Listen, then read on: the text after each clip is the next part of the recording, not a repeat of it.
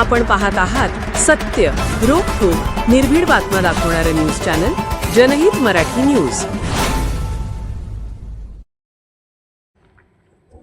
केज तालुक्यातील पिंपळगाव येथील 14 वर्षीय मुलाचा विहिरीत बुडून मृत्यू।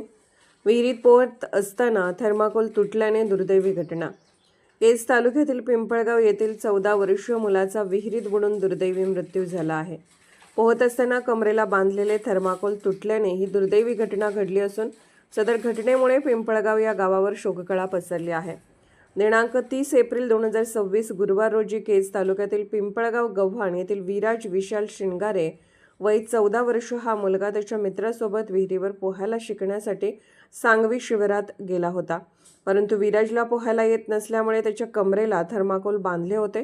पोहत असताना विराज याच्या कमरेला बांधलेले थर्माकोल तुटल्याने विहिरीच्या पाण्यात बुडून विराजचा मृत्यू झाल्याची दुःखद घटना घडली आहे।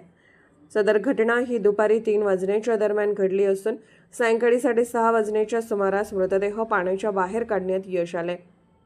विराज विशाल शिंगारे हा गुरुवारी दुपारी त्याच्या मित्रासोबत पोहायला शिकण्यासाठी सांगवी शिवारातील बाळासाहेब माणिक केदार यांच्या शेतातील विहिरीवर गेला होता। कमरेला थर्माकोल बांधून विहिरीत उडी मारली, मात्र थर्माकोल तुटल्याने 35 फुटापर्यंत पाणी पातळी असल्याने विराज याचा पाण्यात बुडून मृत्यू झाला आहे। सदर घटनेची माहिती मिळताच पोलीस निरीक्षक स्वप्नील उनवणे, सहाय्यक फौजदार पी.टी. चव्हाण, चालक सहाय्यक फौजदार शंभू दराडे व होमगार्ड सूरज भैरट यांनी तात्काळ घटनास्थळी धाव घेतली। बोराट्याच्या काटाडे टाकून मृतदेह बाहेर काढण्याचा प्रयत्न केला, मात्र मृतदेह हाती लागत नव्हता। शेवटी पैठण येथील बचाव पथकाशी संपर्क साधला असता सदरील पथक हे धाराशिवकडे जात असताना त्यांना सदर घटनेची माहिती मिळाल्यानंतर सदर पथक मांजरसुबाकडून घटनास्थळी दाखल झाले। सायंकाळच्या वेळी मृतदेह बाहेर काढण्यास यश आले। उत्तरीय तपासणीसाठी मृतदेह केज येथील उपजिल्हा रुग्णालयात सायंकाळच्या वेळी नेण्यात आला।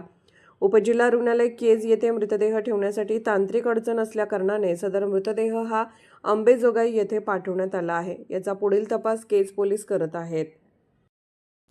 जनहित मराठी न्यूज चॅनलला लाईक करा, शेअर करा आणि सबस्क्राईब करा।